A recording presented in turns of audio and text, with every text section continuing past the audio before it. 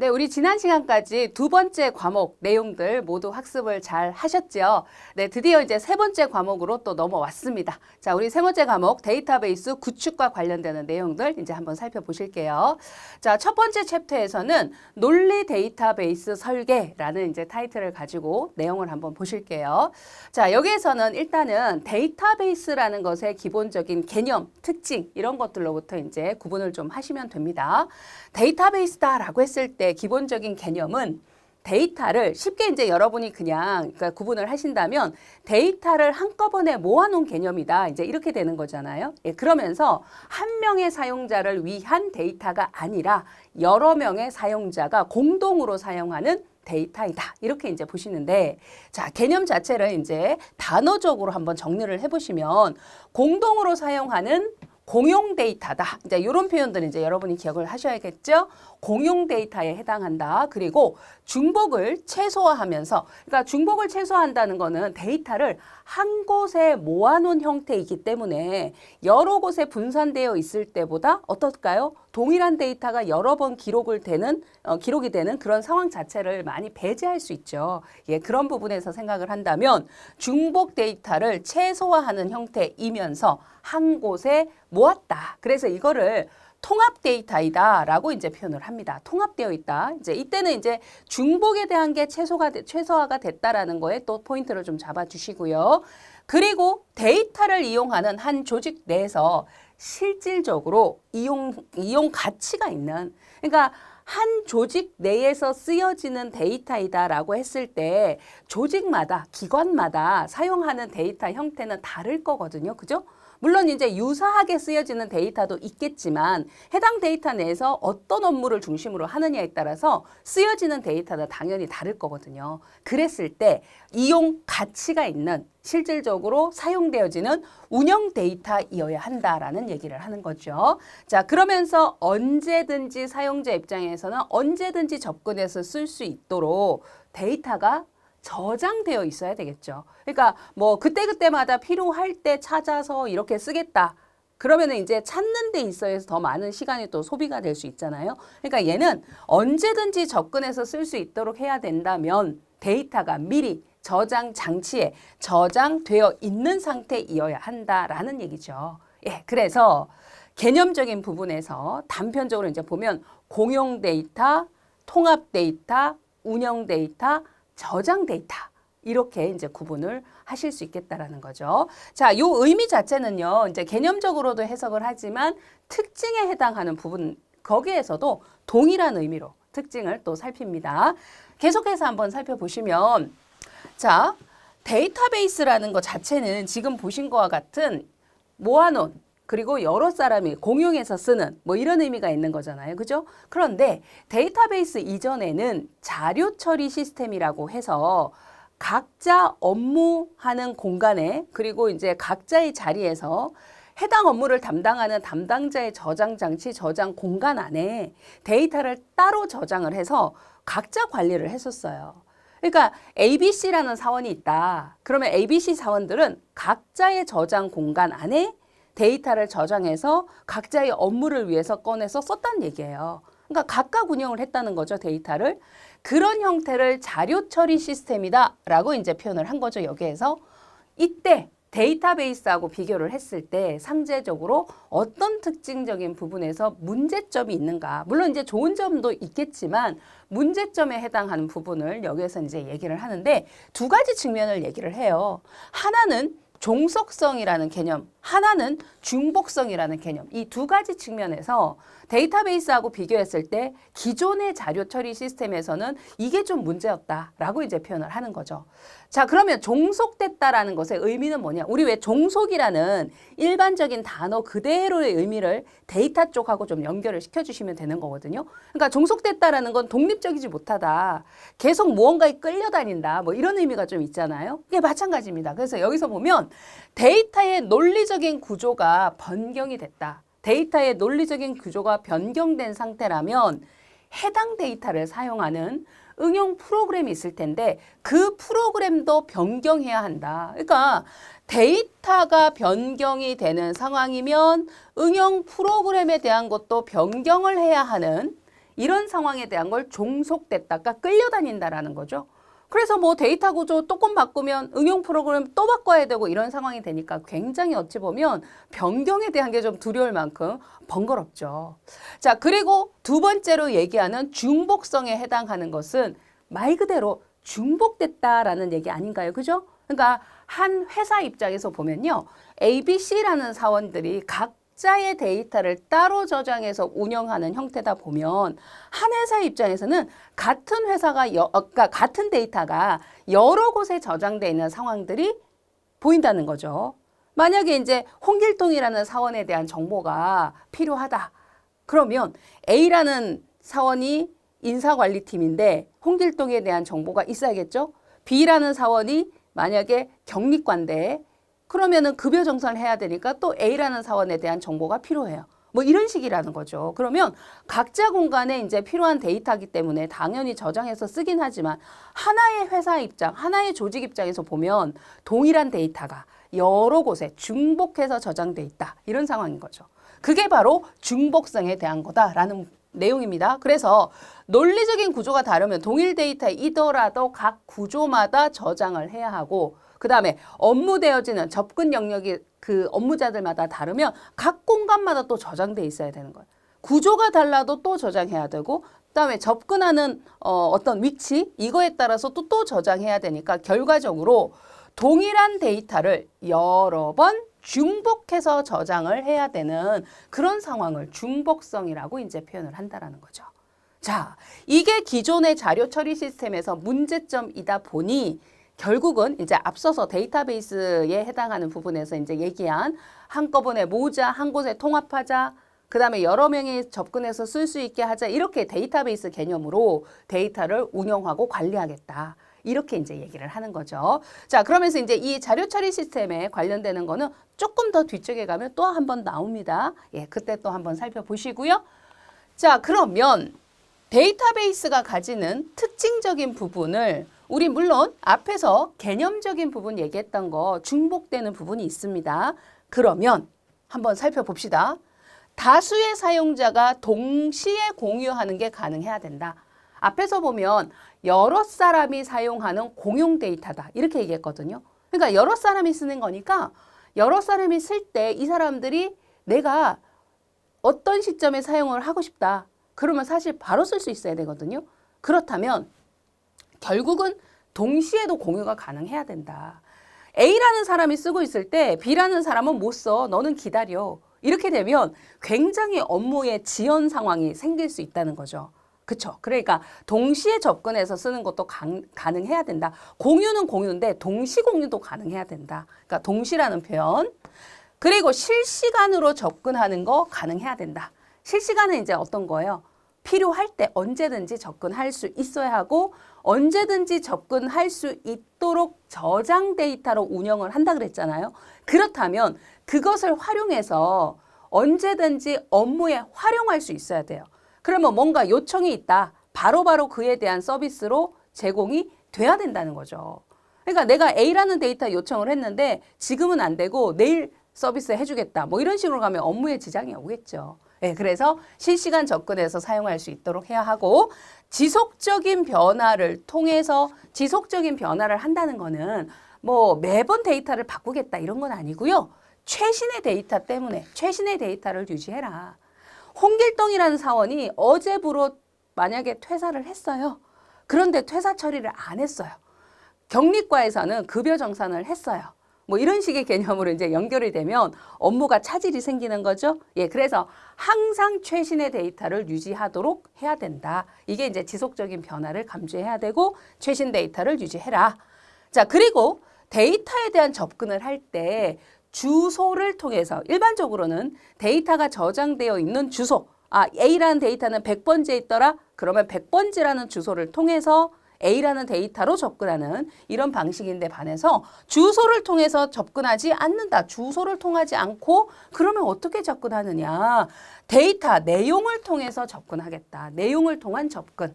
그러면 이제 여기에서 이제 어떤 차이가 있느냐 하면 주소를 인지하고 주소를 해독하고 파악해서 접근하는 방식보다는 내용을 통해서 데이터의 내용 일부 혹은 전체를 통해서 바로 접근을 하기 때문에 훨씬 더 빠른 접근이 가능하다라는 얘기거든요. 이거는 이제 왜 그러냐면 다수가 사용하는 다중 사용자 데이터이기 때문에 최대한 빠르게 접근할 수 있고 그 다음에 서비스에 대한 지원을 해줄 수 있어야 되거든요. 빠른 처리. 그러니까 여러 명이 쓴다고 해서 업무에 지장을 줄 만큼 지연이 되면 안 되잖아요. 예, 그래서 이런 접근법에 대한 부분에서도 달리 운영을 한다는 거죠. 그러면 이제 이런 경우는 하드웨어적으로도 주소를 통해서 접근하는 일반 메모리 말고 내용을 통해서 접근할 수 있는 메모리가 따로 있어요. 그러니까 그런 하드웨어 구조도 형성되어져 있어야 된다는 거죠. 시스템적으로. 자, 요게 이제 특징에 대한 부분으로 데이터베이스 특징까지 연결이 이제 이렇게 되시는 거죠. 그렇다면 이러한 데이터베이스 특징을 가지고 말 그대로 사용자가 실제로 쓸 수 있는 시스템화 시켜놓은 게 이제 뭐냐. 데이터베이스에 시스템만 덧붙이면 되죠. 그래서 데이터베이스 관리 시스템이다. 이렇게 되는 거죠. 그러니까 실제로 사용자가 쓸 수 있게끔 시스템화했다. 이렇게 보시면 되겠고 약자 표현으로 DBMS라는 표현 굉장히 많이 사용을 합니다. 데이터베이스 관리 시스템 DBMS. 이렇게 이제 약자 표현까지 연결해 두시고요.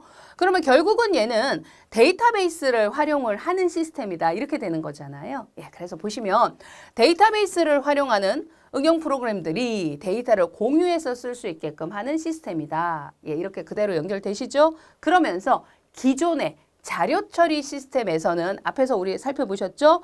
중복성에 대한 문제도 있었고 종속성에 대한 문제도 있었단 말이에요. 그죠? 이것을 해결하고 데이터 접근 제어에 대한 부분과 관리를 하기 위해 지원을 해주는 시스템이다. 라고 이제 시스템적으로 이제 해석을 할 수 있겠습니다. 자, 그렇다면 이 데이터베이스 시스템이 가지는 장단점에 대한 부분을 이제 한 번 더 정리를 하면 사실 뭐 앞쪽에서 데이터베이스의 특징 그리고 개념 이쪽과 그대로 사실 연결이 되시는 거예요. 예, 다시 한번 이제 시스템적인 입장에서 장점과 단점을 이제 구분을 좀 해보시면 됩니다.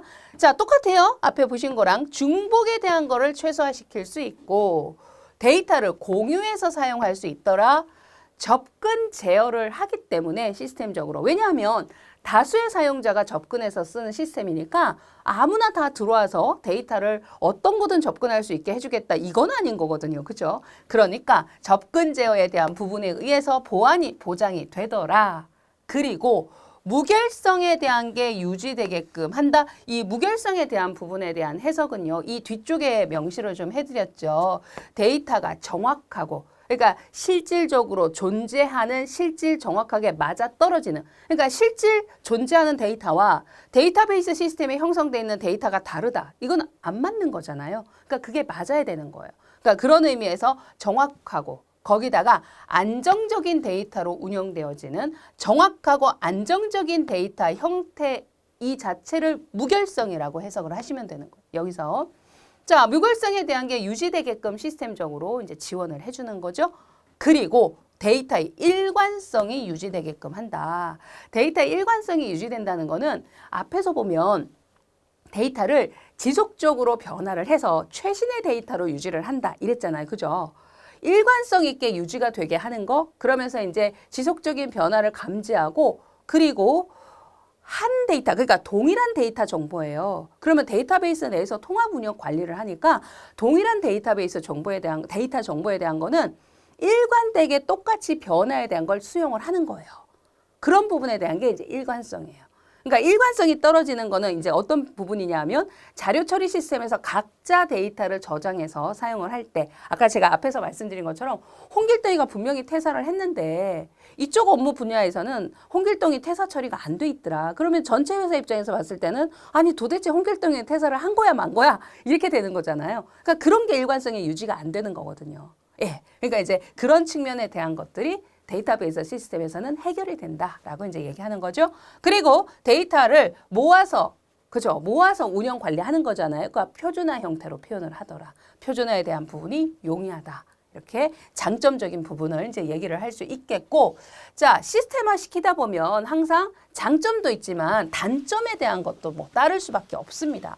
아무래도 얘는 한꺼번에 데이터를 모아서 정말 대량의 데이터를 운영 관리하는 이런 형태가 이다 보니 데이터베이스 시스템을 구축하는 부분과 운용에 해당하는 부분에 비용이 상승될 수는 있다. 비용적인 부분에 대한 상승이 올 수는 있다라는 거고요. 거기다가 거대하게 이 시스템이 좀 커졌잖아요. 한꺼번에 모여있는 상태니까. 그러다 보니까 고장이 발생했을 때 예비를 하거나 고장에 대한 대비 혹은 실제로 고장이 운영하다가 발생했어요. 그랬을 때 회복을 하는 측면에 대한 게 결코 단순하지만 않다. 그러니까 고장에 대한 대비 그리고 회복 이런 부분에서 조금 단순하지 않고 무거울 수 있다는 얘기를 하는 거죠. 그러면서 데이터베이스 시스템 자체가 이제 완전히 만약에 고장이 났다라고 한다면 회사 입장에서 보면 전체 업무가 좀 마비가 되는 이런 상황까지 초래될 수도 있다라는 거죠. 그렇죠? 네, 그래서 이제 요거는 단점적인 부분에서 해석을 해볼 수 있습니다. 자, 그리고 데이터베이스 시스템이 가져야 하는 필수 기능에 해당하는 3가지 부분을 얘기하고 있어요. 데이터베이스 시스템에서는 반드시 이 기능이 있어야 되고 이 기능이 제공돼야 된다라는 3가지 필수 기능이 있습니다. 첫 번째는 정의 기능. 정의한다는 거는 우리 쉽게 생각해서 뭔가를 만들어낸다. 생성한다. 이렇게 이제 생각을 하시면 되거든요. 그래서 데이터의 논리적인 구성과 물리적인 구성을 정의하고 생성을 한다는 거죠. 데이터의 논리적인 구조, 이 논리적인 거와 물리적인 부분에 대한 이 표현 자체가 조금 의미 해석이 생소한데 논리적인 게 뭐고 물리적인 게 뭘까? 이런 생각이 조금 드시죠. 우리가 안 들어본 말은 아니지만 근데 그 내용에 대한 거는 뒷부분에 상세하게 나와요. 근데 일단은 데이터의 구조적인 측면을 일단 1차적으로는 논리적인 구조로 그 다음에는 물리적인 구조로 이렇게 이제 구현을 하는데 그 부분에 대한 걸 정의를 하겠다 말 그대로 그러니까 만들겠다 이렇게 되는 거죠. 그러면서 응용 프로그램과 실제로 응용 프로그램은 이제 사용자가 접하게 되는 프로그램 아니겠어요, 그죠? 그러니까 여러분이 어떤 업무를 처리를 한다라고 했을 때 프로그램을 키면 해당 프로그램에서 수행할 수 있는 업무들이 각각의 프로그램마다 나누어져 있잖아요. 그러면 이제 이 프로그램을 켰을 때 내가 어떤 업무로 어떤 식으로 접근해서 작업을 할 거다라는 게 있을 텐데 데이터베이스 쪽하고 이제 연계를 시켜서 어떻게 데이터와 연결해서 데이터를 가져다가 업무 처리를 할 수 있게 해줄 거냐. 이게 응용 프로그램과 데이터베이스 사이에 인터페이스를 제공한다는 게 그런 얘기거든요. 네, 이런 부분에 대한 걸 정의하고 생성을 하겠다라는 게 정의 기능에 해당하는 부분입니다. 그리고 두 번째는 조작 기능이죠. 조작을 한다라는 거는 뭐냐? 데이터베이스에서 제공하는 데이터들 있죠. 그 데이터들에 대한 것을 검색하고 삽입하고 삭제, 갱신하는 작업에 대한 걸 수행할 수 있도록 해주겠다. 이건데 일반 사용자 입장에서는요. 물론 이제 그 접근에 대한 권한이 제한적이긴 해요. 데이터마다. 근데 대부분의 일반 사용자들은 특정 데이터에 대해서 데이터를 검색할 수 있는 기능을 갖고 그러니까 어떤 권한이죠. 그래서 그 기능을 쓸 수 있는 권한을 갖고 있어요. 그러니까 검색에 대한 게 어떻게 보면 데이터 조작에서 대부분의 사용자가 쓸 수 있는 기본 기능, 조작 기능 중에 이제 기본 기능이라고 할 수 있는데 검색 기능부터 시작을 해서 근데 특정 데이터를 삽입하거나 삭제하거나 혹은 수정하거나 이런 부분까지도 물론 삽입, 삭제, 수정을 하는 거는 아무나 할 수 있지는 않죠. 이거는. 그러니까 아무래도 이제 권한 자체가 조금 높은 단계에 있는 사람들이 가능은 하겠죠. 어떤 간에 데이터에 대해서 삽입, 삭제, 수정을 하는 거니까 이러한 것을 조작 기능이라고 이제 표현을 하는 거죠. 그러니까 이 기능을 수행토록 할 수 있어야 된다. 자, 그리고 세 번째 제공돼야 되는 기능은 바로 제어 기능이다. 이렇게 이제 얘기를 하는 건데 제어를 한다라는 게 어떤 의미인지 뭘 제어를 한다는 거냐라고 했을 때 나눠놓고 있습니다. 사용자의 접근 권한에 대한 제어. 접근 권한에 해당하는 부분은 데이터마다 다르겠죠? 그리고 사용자마다 다르겠죠? 그쵸? 우리가 회사에서 업무를 볼 때 그렇게 생각하시면 돼요. 이 정보는 말단 사원이 절대로 접근하면 안 돼. 이 정보는 부장급만 접근할 수 있어. 이런 게 있잖아요. 예, 그런 측면. 그래서 사용자들마다 특정 데이터들에 대해서 접근할 수 있는 권한이 다를 텐데 그런 부분에 대한 제어를 하겠다라는 거죠. 그거는 뭐와 또 연결이 돼요? 보안에 대한 것과 또 연결이 되죠. 아무나 접근 못하게 하는 부분은. 그리고 데이터를 동시에 사용할 수 있어야 되잖아요. 근데 동시에 사용할 수 있도록 하기 위해서는 시스템적으로 제어를 해줘야 되거든요.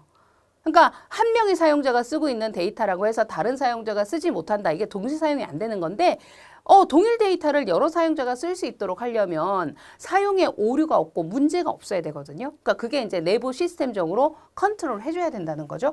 동시 사용에 대한 제어를 해줘야 되고 무결성이 유지되게끔 해야 된다. 정확하게 안정적으로 데이터가 운영될 수 있어야 되는 무결성. 바로 이 부분이 유지될 수 있어야 된다는 거고 거기다가 만약에 시스템에 오류, 문제점이 발생한다면 이거를 제어하고 회복할 수 있는 기능을 갖고 있어야 된다라는 거죠. 네, 자 그래서 세 가지의 기능이 데이터베이스 관리 시스템이 가져야 하는 필수 기능으로 제시를 하고 있습니다. 그러면 이런 것들은 여러분이 설명적으로 나왔을 때요. 세 개, 뭐 아주 간단하게는 이렇게도 아주 예전에 이제 문제에서는 그렇게도 나왔었죠. 필수 기능 세 가지가 아닌 거. 정말 간단하죠. 그죠? 그래서 정의 기능, 조작 기능, 제어 기능 이렇게 세 가지니까. 그리고 이제 거기서 조금 더 들어가면 이런 식으로 나올 수 있죠. 데이터베이스 관리 시스템에서 제공하는 기능 중에 지금 여기서 얘기하는 예를 들어 무결성 유지, 시스템 장애에 대한 회복을 제공하는 기능은 어떤 기능에 속하는가? 그러면 여러분이 제어 기능이다. 이렇게 찾아내실 수 있으시면 돼요. 예, 그렇게 포인트 잡으셔서 학습해 두시면 됩니다. 자, 그리고 계속해서 데이터베이스와 관련해서요. 어떤 용어가 이제 등장을 했느냐. 굉장히 생소하시죠? 스키마라는 용어가 등장을 합니다.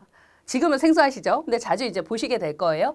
스키마라는 용어가 가지는 의미는 뭐냐. 얘는 데이터베이스의 전체적인 설계를 의미하는 거다. 그러니까 데이터베이스를 설계하는 것 자체를 구조적인 설계 자체를 스키마를 만든다. 스키마를 정의했다. 이 말을 이렇게 표현을 했다면 데이터베이스를 설계한 거구나. 이렇게 이해를 하시면 된다는 거죠. 예, 용어가 굉장히 이제 생소하시죠?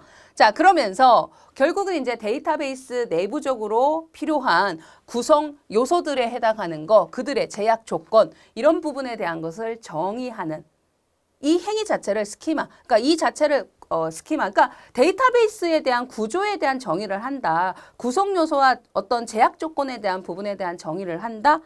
이게 스키마에 대한 걸 만든다. 이렇게 이제 해석을 하시면 되세요. 자, 그러면서 스키마에 대한 것도 세 가지 형태로 나눠요. 종류가. 이것도 이제 잘 구분하셔야 돼요. 설명이 나오면 이게 스키마 세 가지 중에서 어떤 스키마에 해당하는 것인지 이걸 이제 구별이 가능하셔야 되거든요. 첫 번째 스키마가 바로 외부 스키마라고 해요. 외부 스키마. 자, 얘는 역시 항상 앞에서도 제가 강조해드렸죠. 영문 표현되어 있는 거 같이 눈여겨보셔야 돼요. 항상 영어는. 자, 외부 스키마는요. 사용자나 응용 프로그램의 입장에서 응용 프로그램의 입장, 사용자 입장. 그러니까 실제로 이제 이 데이터베이스 시스템을 쓰는 완전히 말단에서 이 시스템을 직접 사용하는 사용자 입장이라는 거죠. 혹은 이제 사용자 입장에서는 응용 프로그램을 통해서 데이터베이스 시스템으로의 어떤 사용을 하게 될 거니까 결국은 사용자나 응용 프로그래머 입장이다. 그러니까 1차적으로는 해당 스키마가 누구를 위해서 누구의 입장에서 해석하게 되는 스키마냐. 요거부터 일단 구분을 하실게요. 세 개 스키마가 누구의 입장에서 해석하고 있는 스키마다라는 게 다르거든요. 당연히. 예, 그거부터 기억하시고요. 그러면서 사용자가 요구하는 대로 여러 형태의 외부 스키마가 존재할 수 있다. 이때 보시면 여러라는 거죠. 여러. 이거는 여러분이 뭐 생각을 하시면 되느냐 하면 이렇게 이해를 해주시면 돼요. 데이터베이스 시스템을 사용하는 사용자가 A라는 사용자, B라는 사용자, C라는 사용자가 각각 있어요. 그런데 그들이 데이터베이스 시스템 이 DB로 접근해서 이제 업무를 볼 때 그들의 업무가 다 달라요. 다 달라요. 그러면은 사용하는 응용 프로그램도 다를 거거든요. 응용 프로그램이 다를 거예요. 업무가 다르니까. 그런데 결국은 형성되어 있는 DB 쪽으로, DB 시스템 쪽으로 연계해서 이제 일은 해야 되고, 이 안에 데이터가 전체가 다 운영이 되고 관리가 되고 있으니까. 그러면 그들이 접근해야 하는 방법에 대한 혹은 응용 프로그램에 해당하는 이런 부분이 다 다른 이런 상황이니까 여기서 얘기하는 게 여러 형태의 접근할 수 있는 외부 스키마가 있다. 존재할 수 있다. 그 얘기가 되는 거예요. 업무가 다 다르니까. 이게 이제 왜 이거를 여기서 여러라는 걸 제가 강조를 해드리냐. 이제 두 번째, 세 번째 세 가지가 있다 그랬잖아요. 스키마가. 근데 그 나머지 두 개 스키마는요. 하나예요. 무조건. 하나로 구축되어 있어야 되는데 외부 스키마만큼은 여러 개가 존재될 수 있다라는 거. 그래서 제가 조금 강조를 해드리는 겁니다. 자, 그러면서 사용자 관점에서 따른 논리적인 일부를 표현한 것이기 때문에 다른 말로 서브라는 말을 붙여서 서브 여러 개의 왜 그 하위에 존재하는 여러 개의 어떤 시스템이라든지 뭐 이런 부분을 표현할 때 서브라는 표현 많이 쓰거든요. 그렇죠? 그러다 보니까 여기에서도 서브 스키마다라고 불리어지기도 합니다. 자, 이게 이제 외부 스키마, 사용자 관점에서 보는 외부 스키마를 이제 해석을 한 거고요. 두 번째로 얘기를 하는 건 개념 스키마예요. 자, 개념 스키마. 아까 제가 외부 스키마는 사용자 입장이다 이렇게 얘기했잖아요. 그죠? 그러면 개념 스키마는 누구의 입장이냐? 바로 이 데이터베이스를 운영하는 기관, 조직의 입장이라는 거죠. 기관, 조직의 입장. 그러니까 회사의 입장입니다. 쉽게 얘기하면. 그래서 얘는 데이터베이스의 전체 구조에 대한 것을 개념 스키마라고 생각을 해주시면 되는 거예요. 그러니까 데이터베이스에 대한 그 구조적인 측면에 대한 거를 스키마라고 이제 얘기를 하는 그렇게 이제 스키마에 대한 용어 해석을 해석하면서 출발했잖아요. 근데 그 의미라고 보시면 되는 거예요. 그러니까 한 회사 조직이 있어야 데이터베이스 시스템을 운영하지 않겠어요. 그죠? 근데 그 입장이에요. 그러면은 결국은 이 데이터베이스의 전반에 대해서 구축을 하고 형성을 해야 되는 거다 보니까 데이터라는 객체 그리고 데이터가 가지는 특성에 대한 속성 뭐 그리고 그들의 제약 조건과 관련되는 전반에 대한 거를 다 정의를 구조를 형성을 해야 되는 거예요. 그래서 얘는 일반적으로 우리가 앞에서 그냥 스키마라는 것의 의미 처음에 알고 출발을 했잖아요. 그냥 불리어지는 스키마라고 했을 때 개념 스키마를 의미하는 그런 이제 개념이다. 말 그대로. 왜냐하면 전체 구조에 대한 거 우리가 스키마라고 해석을 했었잖아요. 그죠? 그러니까 그냥 일반적으로 스키마 이렇게 얘기하면 그거는 개념 스키마를 말하는 거구나. 이렇게 보시면 돼요. 우리 아까 앞에서 외부 스키마 그러면 얘는 서브 스키마라고 이제 그러니까 표현하기도 한다 그랬잖아요. 예, 그런 것처럼 같은 용어로 이제 연결을 하시면 돼요. 의미적으로. 자, 그래서 결국은 데이터에 대한 제약 조건 그리고 접근 권한에 대한 부분, 보안에 대한 측면, 무결성에 대한 규칙 이런 것들에 대한 걸 명세를 해야 된다. 그러면 지금 요거를 보다 보니까 여러분이 아마 이 생각이 드셨을 거예요. 데이터에 대한 뭐 접근 권한이나 보안이나 무결성에 대한 유지 이거 얘기하니까 우리 데이터베이스 관리 시스템이 가져야 되는 제공해주는 기능 중에 제어 기능이라는 게 있었잖아요. 그죠? 근데 제어를 해주는 부분에 대한 게 그게 뭐 접근 권한에 대한 거, 무결성에 대한 거, 보안에 대한 거 이런 거였잖아요. 그죠?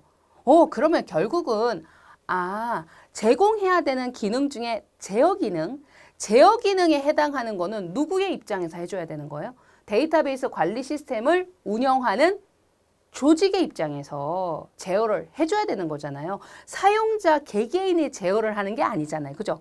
시스템 입장 그 자체에서 해줘야 되는 거니까 그래서 이게 제어 기능에서 제시하고 있는 그 기능들 그게 이제 여기에 그대로 있을 수밖에 없는 거예요. 어때요? 연결되시죠? 자, 그리고 세 번째가 내부 스키마에 해당하는 거거든요. 자, 내부 스키마로 넘어오면 여기서는 누구의 입장인가? 바로 데이터를 저장하는 실질 물리적인 저장 장치의 입장이다. 쉽게 얘기하면 우리 왜 데이터 저장할 때 여러분이 컴퓨터 사용하실 때 하드디스크에 프로그램이나 데이터 저장을 해놓고 쓰시죠. 바로 그런 하드디스크와 같은 디스크 저장 공간, 실질적인 물리적인 공간이잖아요. 그렇죠? 하드웨어적으로 실제로 구축되어 있는 공간이죠. 바로 그거 얘기하는 거예요. 물리적인 저장 장치의 입장에서 데이터 구조에 대한 걸 파악했을 때 그것은 내부 스키마라고 얘기를 한다. 이렇게 되는 거예요. 그러면 이제 결과적으로 데이터를 저장 장치에 저장을 해놓고 그러고 나서 사용자에게 이 데이터를 제공을 해야 되니 저장에 대한 형식을 데이터 저장 형식을 어떻게 할 거냐. 그 다음에 실질적으로 물리적으로 이제 어떤 순서대로 데이터를 저장을 할 거냐. 물리적인 저장 구조, 순서, 형식 이런 거하고 관련이 있는 거죠. 자, 이런 부분을 명시할 때 내부 스키마라고 이제 구분을 하더라. 이렇게 됩니다. 네, 그렇게 해서 이제 3개의 스키마 형태로 나눴죠. 그러면 이제 이거를 우리가 3단계 구조 형태로 이제 한번 생각을 해본다면 그 단계 입장은요. 사용자가 가장 외부에 있는 사용자, 이들이 이제 사용자예요. 사용자 입장이다라고 이제 보신다면 이 사람들이 실질로 데이터베이스 형성되어 있는 걸 접근해서 쓰는 거잖아요. 업무에 따라서. 그러면 이제 이 사람들이 처음에 사용자 입장에서 접하게 되는 기본적인 데이터베이스 시스템의 구조적인 측면의 스키마는 외부 스키마다. 이렇게 되는 거죠. 외부 스키마다. 이거예요. 자, 그런데 외부 스키마만 있다고 되는 게 아니라 뭐가 연결돼 있어야 돼요? 이거를 실제로 만들어서 정의를 해서 제어해주고 관리해주는 누구의 입장? 기관의 입장. 그러니까 기관, 조직의 입장. 조직의 입장에서 제어하고 관리하는 데이터베이스 시스템이 실제로 구현이 되어 있어야 되잖아요. 그거는 개념 스키마다. 이렇게 이제 얘기를 하는 거죠. 그죠? 그리고 얘가 실질 저장, 물리적인 저장 공간에 데이터가 저장이 되어 있어야 되잖아요. 그러면은 내부적으로 저장 공간 안에 데이터가 저장되어 있어야 하는 얘는 실질 물리적인 저장 장치의 입장에서 생각하는 구조죠. 그래서 이거는 내부 스키마에 해당한다. 이렇게 이제 구분을 해볼 수 있는 거예요. 됐죠? 예, 그래서 가장 바깥쪽에 데이터를 접근하는 사용자 입장으로부터 이렇게 쭉 단계별로 들어가는 단계 상황으로 이제 연계를 해보신다면 외부 스키마, 개념 스키마, 내부 스키마 이렇게 데이터베이스의 구조에 대한 스키마를 구분할 수 있겠더라. 이렇게 보시면 되는 거죠. 그래서 이제 누구의 입장에서의 스키마 개념이냐, 그리고 이제 거기에서 무슨 역할을 해주느냐, 이것까지 구분을 하시면 돼요. 그러니까 시험 문제상에서 그러한 관련되는 지금 우리가 쭉 봤던 이런 내용들에 대한 이제 설명이 나오고요. 이거 어느 스키마에 대한 설명이냐, 이런 식으로 물어보거든요. 이제 그거 구분 가능하시면 되세요. 네, 자 그러면 실제로 문제가 또 어떻게 나왔는지 여러분이 몸소 한번 또 보시면 되죠. 이런 부분은. 그렇죠? 자, 이렇게 나온다라는 거죠. 스키마, 어떤 스키마니? 이렇게 물어본다는 거예요. 그래서 보니까 데이터베이스 전체에 대해서 전체라는 말 나오면 이제 답은 바로 나오죠. 그죠? 예, 데이터베이스 전체에 대한 정의다. 그러다 보니 데이터, 개체에 대한 거, 데이터들의 관계, 제약, 조건, 접근, 권한, 무결성, 규칙 이런 것들에 대한 것을 명세하는 거다. 누구의 입장에서? 그렇죠. 기관, 조직의 입장에서 그러면 정답은 개념 스키마 이렇게 찾을 수 있잖아요. 어렵지 않으시죠? 그죠? 예. 자, 계속해서 또 이렇게 나오는 거예요. 물리적인 저장 장치의 입장이다. 바로 나오네요. 물리적인 저장 장치의 입장이고 얘는 실제로 데이터베이스에 저장될 레코드의 형식, 그러니까 데이터의 형식에 대한 부분, 그 다음에 저장하는 뭐 방법, 그 다음에 물리적인 순서 이런 것들, 실질 저장 장치의 데이터를 저장할 때의 어떤 구조적인 부분에 대한 거를 명세하는 거다. 라고 한다면 가장 우리 이제 단계 위에서부터 아래로 내려갔을 때 가장 안쪽에 있었던 어떤 스키마? 그렇죠. 내부 스키마에 해당하는 얘기다. 이렇게 이제 구분할 수 있죠. 어때요? 가능하시겠죠? 네, 그래서 스키마에 관련되는 거 이거는 뭐 예전부터도 많이 나왔던 건데 최근에 이제 이렇게 NCS 기준으로 시험 범위가 바뀌어도 여전히 이제 출제가 되고 있는 문제 유형입니다. 이렇게 잘 좀 구분하시면 되세요. 자, 그 다음으로는 데이터베이스 이제 설계와 관련해서요. 데이터베이스 설계할 때는 우리 앞서서 나왔던 이런 단어들이 좀 반복해서 이제 자주 나오거든요. 그러니까 그 의미 그대로 좀 연결을 해주시면 돼요. 그러니까 동일 분야이기 때문에 데이터베이스 관련해서 표현되어지는 용어들이 이제는 그 범위 안에서 거의 좀 반복해서 나와요. 그러니까 처음에 한 번만 생소하지만 좀 잘 구분하시면 같은 의미로 쭉 연결을 해주시면 되거든요. 여기에서도 뭐 같이 또 나오죠. 데이터 무결성이라든지. 우리 무결성이라는 말 이제는 아시죠? 그죠? 데이터 무결성에 대한 거 일관되게 유지하는 일관성, 보안성에 대한 거 효율적으로 활용되어질 수 있게끔 하는 효율성, 그리고 데이터에 대한 확장성. 데이터에 대한 확장이라는 거 우리가 평상시에 확장한다 이 느낌 같이 가시면 돼요. 얼마든지 이제 추가할 수 있는 이런 부분들 쉽게 얼마만큼 쉽게 확장을 할 수 있느냐 이런 측면이잖아요. 그리고 이제 문제 상황이 발생했을 때 회복할 수 있는 능력, 회복성 이런 부분들. 자, 이런 부분들까지 당연히 고려를 하면서 데이터베이스를 설계를 해야 되는 거 맞잖아요. 그러면서 이제 여기에서 구분하셔야 될 게 데이터베이스를 설계하는 기본 순서 그리고 각각의 설계 단계에서 명확하게 세부 항목으로 무엇을 설계를 할 거냐 이거를 여러분이 구분을 해두시면 되는 거예요. 자, 기본 순서는 어렵지 않아요. 기본 순서는 일단 사용자가 요구한 부분이 무엇인가 요구 조건에 대한 분석으로부터 출발. 이거는요 데이터베이스 설계가 됐던 소프트웨어에 대한 설계가 됐던 뭐가 됐던 간에 사용자 요구 분석에 대한 설계로부터 출발을 하는 요구 분석 설계 이거부터 분석 요구 조건에 대한 분석 이거부터 이제 출발하는 거는 대부분 다 흡사하시죠. 예, 여기도 마찬가지 요구 조건을 먼저 분석을 했다면 그 다음에는 설계를 하는 과정에서 개념적인 설계를 하고 논리적인 설계 이후에 물리적인 설계를 한다 이거거든요. 그러니까 개념적인 거, 논리적인 거, 물리적인 거. 근데 이거는 여러분이 이제 앞에 쪽에서 뭐 스키마에 대한 구조적인 측면 이걸로 해석했을 때를 이제 생각을 해보면 먼저 개념적인 구분을 먼저 하자. 그리고 논리적으로 데이터를 어떻게 구현해서 얘를 운영을 할 것인가부터 파악을 하고 그 다음에 물리적이라는 표현이 나오면 실질 물리적인 저장 공간에 데이터 형식을 맞춰서 저장하고 순서를 맞춰서 저장하는 그거거든요. 그러니까 그게 당연히 마지막에 올 수밖에 없는 거죠. 그러니까 그걸 조금 연관시켜서 기억을 하시면 돼요. 그래서 개념적, 논리적, 물리적 설계 순서다. 순서 자체가. 그러고 나서 설계가 되면 당연히 이제 마지막에 실제로 구현을 하는 이런 단계까지 이제 다다르겠죠. 되셨죠? 일단 순서 기억하시고요. 그런 다음에 이제 각각의 단계에서 실제로 이제 어떤 것을 형성을 하는 건가, 뭘 설계를 하는 건가, 이제 세부 내용에 해당하는 거는 이제 또 구분하셔야 됩니다. 한번 살펴보실게요. 요구 분석을, 요구 조건에 대한 분석을 한다는 거는 요구 사항에 대한 분석이야. 딱 이거예요.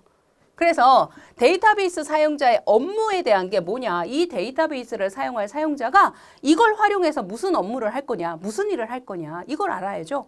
어떤 일을 할 건지에 따라서 구축해야 될 데이터가 달라질 거니까 당연히 필요한 데이터가 뭐지?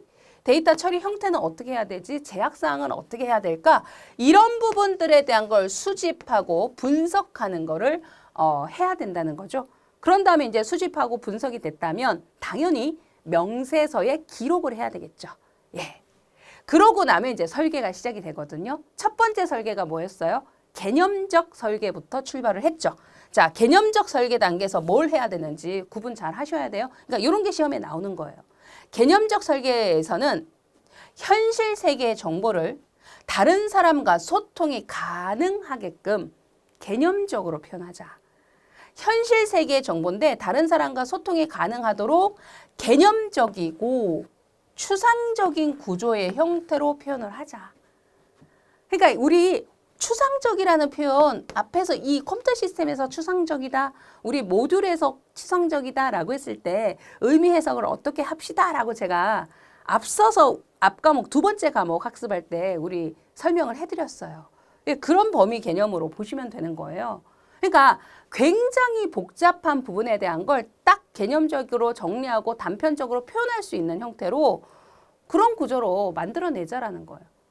이런 거죠. 제가 이제 비유를 들어드리면 이런 거예요. 내가 만약에 오늘 어떤 일을 해야 되는데 그 일에 대한 거를 어떤 일을 해요. 내가 어떤 일을 추진을 해야 되는데 그 일에 대한 거를 일일이 하나하나 내가 어떤 일을 해야 되는데 나는 서류를 어떻게 준비해서 가방에 이렇게 넣어서 예를 들어 굉장히 구절구절 줄줄이 구절구절 이렇게 막 얘기를 해요. 어떻습니까? 만약에 너 오늘 무슨 일을 할 건데?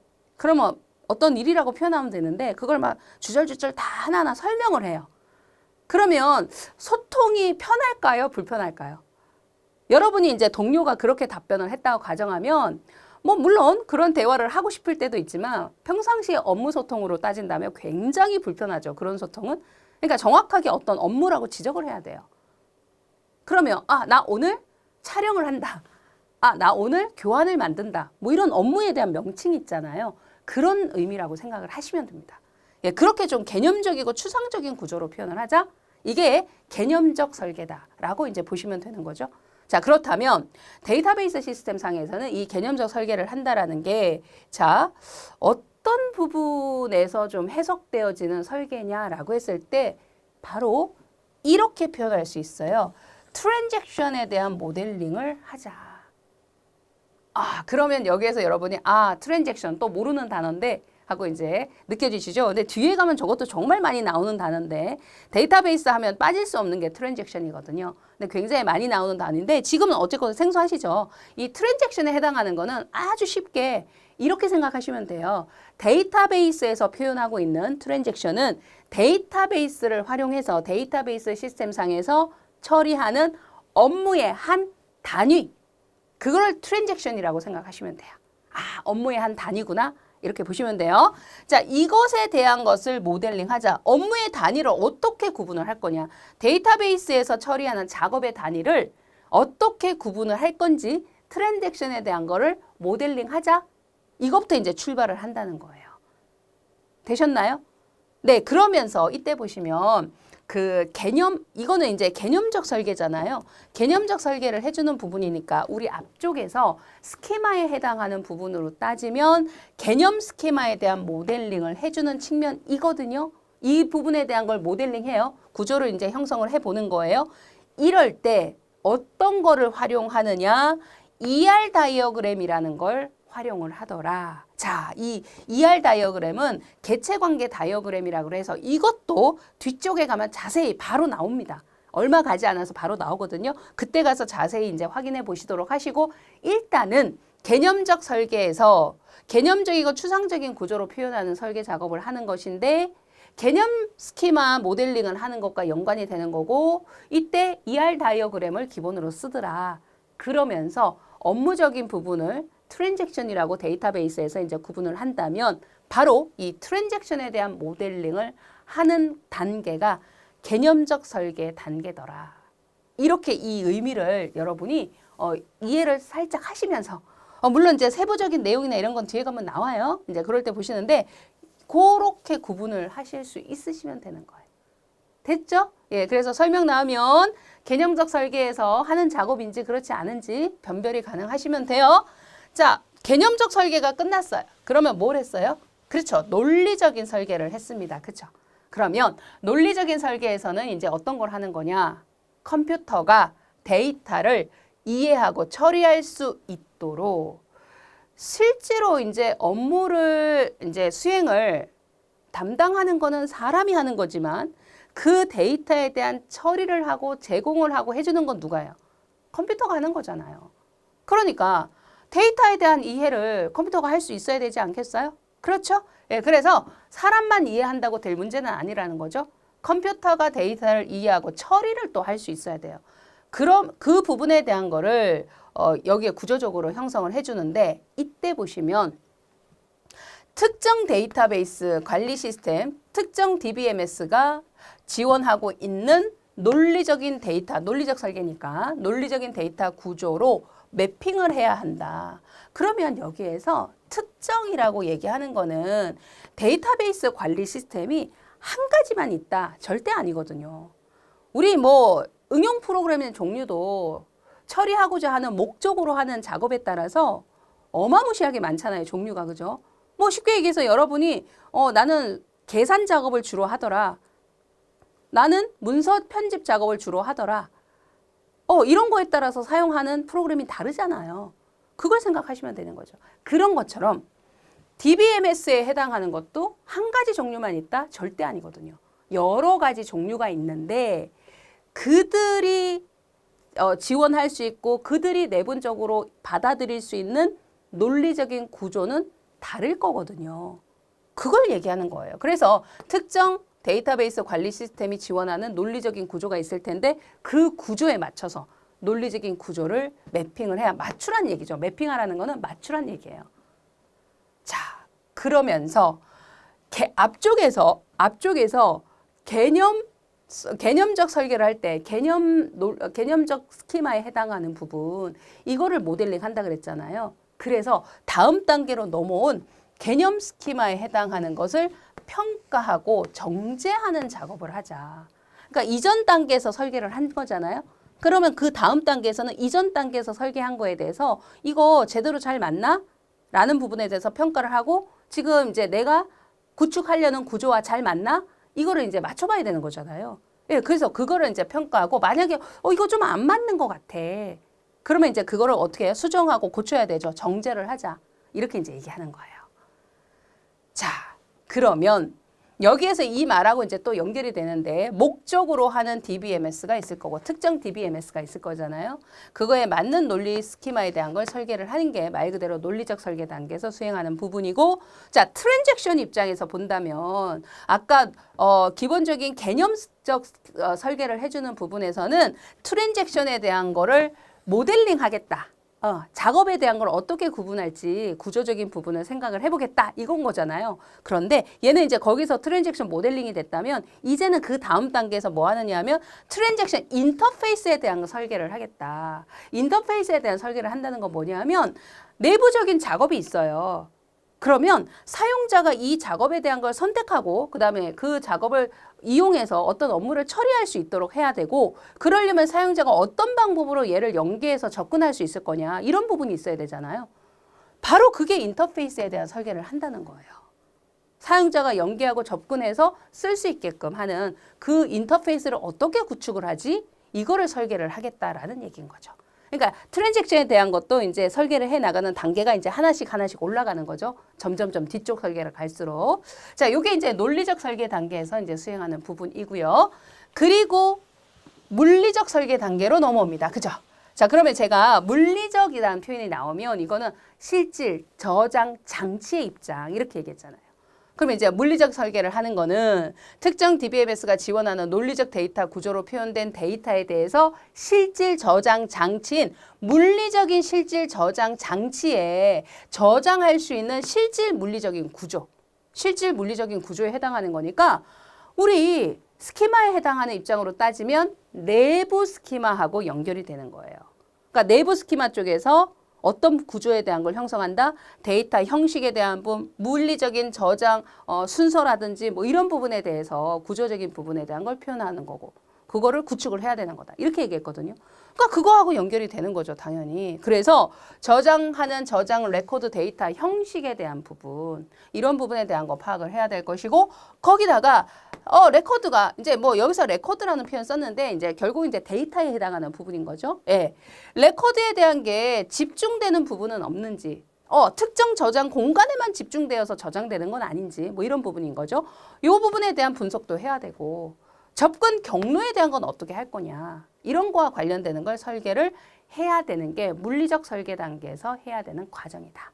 그래서 이제 이런 것도 이제 어느 단계에서 수행하는 설계에 대한 부분인가 이렇게 역시 구분하시면 돼요. 자, 이렇게 해서 이제 세 가지 설계에 해당하는 거 순차적으로 진행이 되면서 뭘 구축을 해 나가는 건가 구분을 잘 해주시는 게 여기서는 이제 필요하고요. 자, 그리고 마지막으로 이런 설계 과정이 쭉 끝나고 나면 실질적인 데이터베이스가 구축이 되겠죠. 그게 이제 구현이 되는 거 아니겠어요? 그죠? 그러니까 이전에 모든 단계, 설계된 단계의 스키마들을 활용을 해서 목표로 하는 데이터베이스 관리 시스템 있을 거고요. 그거에 맞는 DDL이라는 거는 정의, 우리 데이터베이스 관리 시스템이 제공하는 기능 중에 정의 기능이 있었잖아요. 그죠? 그러니까 정의, 생성을 하도록 도와주는 언어입니다. 예, 그래서 DDL이라는 걸 이용을 해서 정의를 내서 실제로 생성을 하자, 만들자. 그게 이제 구현이니까. 그렇죠? 예, 그러면서 최종적으로 응용 프로그램을 위한 특정 트랜잭션 자체를 작성한다. 작성한다는 것도 이제 완전히 온전하게 이제 만들자. 작업에 대한 건 이제 모델링, 이렇게 작업을 할까 모델링부터 시작을 했잖아요. 그러다가 이제 최종적으로는 구현을 하는 거니까 트랜잭션도 이제 정확하게 작업 단위 자체로 구분해서 만들어야 되겠죠. 자, 요렇게 갑니다. 순서 기억하시고 각각의 단계에서 무엇을 수행을 하는 건지 이걸 이제 구분을 해 주시는 내용입니다. 자, 그러면요. 문제에서 어떻게 나왔는지 봅시다. 이제 그대로 우리 지금 학습하신 대로 나왔어요. 지금 여러분 머릿속에 대부분 다 정리가 잘 되셨죠? 크게 복잡하지 않으시니까. 자, 논리적 설계 단계에서 수행하는 작업이 아닌 거 이렇게 물었어요. 논리적 설계 단계 처음이 개념적, 그 다음에 논리적, 그 다음에 물리적이었거든요. 설계 순서가. 기억 잘 해보셔요. 어떤 겁니까? 아닌 거.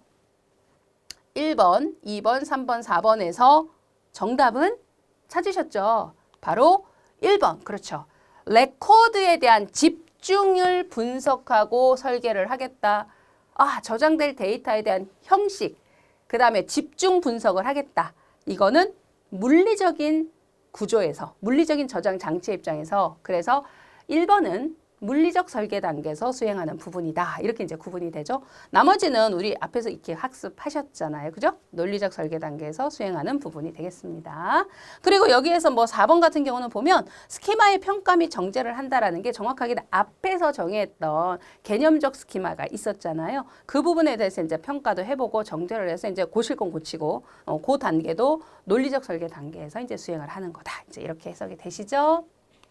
자, 여기도 이 문제 같은 경우는 동일한 문제가 20년도에도 나왔고 해가 바뀌어서 21년도에도 또 나왔고 똑같은 문제 똑같이도 나와요. 예, 똑같이 뭐 약간 이 선택 지문의 순서만 바꿔놓고 그렇게 이제 등장을 하죠. 그런 경우가 많이 있어요. 이 문제뿐만 아니라. 자, 물리적 설계 단계에서 수행하는 사항이 아닌 것은 역시 여러분이 이제 앞에서 학습 잘 하셨으면 쉽게 구분되시죠? 저장 양식에 대한 설계, 집중 분석에 대한 거, 접근 경로에 대한 거. 이거는 저장 장치 입장에서 물리적 설계할 때 꼭 하셔야 되는 내용이었죠. 자, 목표 DBMS에 맞는 스키마를 설계하겠다. 이 얘기는 논리적 설계에서 있었던 내용입니다. 되셨죠? 자, 그리고 저장 레코드 양식. 그러니까 사실 받고만 났죠.